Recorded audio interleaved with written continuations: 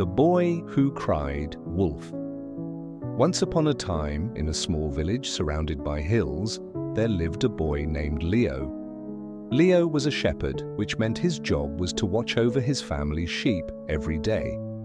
It was peaceful work, but Leo found it incredibly boring. "Why do I have to sit here all day watching sheep eat grass?" he muttered. "They don't even do tricks." His father had warned him many times. "Leo, wolves are no joke. If you see one, shout for help, and we'll come running.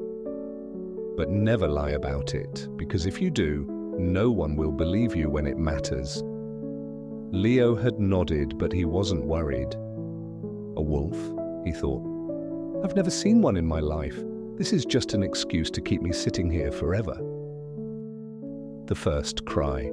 One sunny afternoon, Leo felt restless. "What's the harm in having a little fun?" he thought. With a sly grin, he climbed up on a rock, cupped his hands around his mouth, and shouted at the top of his lungs, "Wolf! There's a wolf attacking the sheep!" The peaceful village suddenly burst into action. Pots were dropped, sticks were grabbed, and people rushed up the hill shouting, "Hold on! Leo, we're coming!" When they arrived, panting and out of breath, they found no wolf, just Leo laughing so hard he could barely stand. "You should have seen your faces," he giggled. Mrs. Clara, the village elder, glared at him. "Leo, you naughty boy, we thought you were in danger." Mr. Tom, the blacksmith, grumbled, "I left my tools for this nonsense." "Oh, come on," Leo said, still chuckling.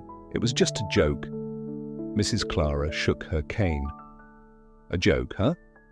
Well, boy, one day you'll cry for real and no one will come. Then we'll see who's laughing." But Leo didn't listen. He was too busy feeling clever. The second cry. A week later, Leo was back on the hillside. He stared at the grazing sheep and sighed. "This is even more boring than last time," he muttered. "I bet they'll fall for it again." Once more, he climbed the rock and yelled, "Wolf! A huge, scary wolf is attacking the sheep." This time, only a few villagers came running. When they saw there was no wolf, they were furious. "Leo!" shouted Mr. Thomas. "Do you think we have time for these games?" Mrs. Clara wagged her finger. "Mark my words, boy. When there's a real wolf, you'll be all alone." But Leo just shrugged. "Relax, everyone. You're taking life too seriously." The real wolf. One evening, as the sun dipped behind the hills, Leo dozed under a tree. Suddenly a low, menacing growl broke the silence. What was that?" he stammered, sitting up. His heart pounded as he spotted glowing eyes in the shadows.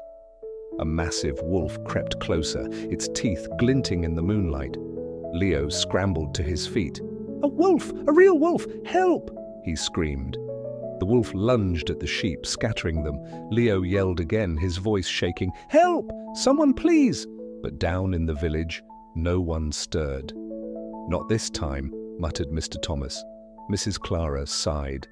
"The boy who cried wolf doesn't deserve a rescue."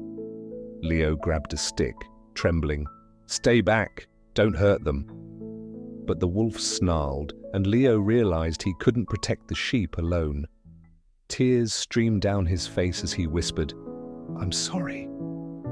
I should have told the truth." Finally, the villagers heard a strange sound echoing through the hills, Leo's desperate howl mimicking a wolf's cry. Mrs. Clara paused. "That sounded real. Should we go?" Reluctantly, the villagers grabbed their sticks and hurried up the hill. When they arrived, they saw Leo, tear-streaked and trembling, standing in front of the sheep as the wolf slunk away into the shadows. "I'm sorry," Leo sobbed. "I lied before. I thought it was funny, but it wasn't.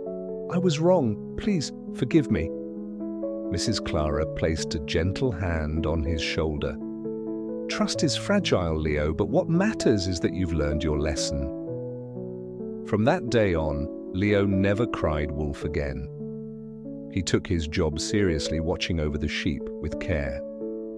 And though it took time, the villagers eventually forgave him.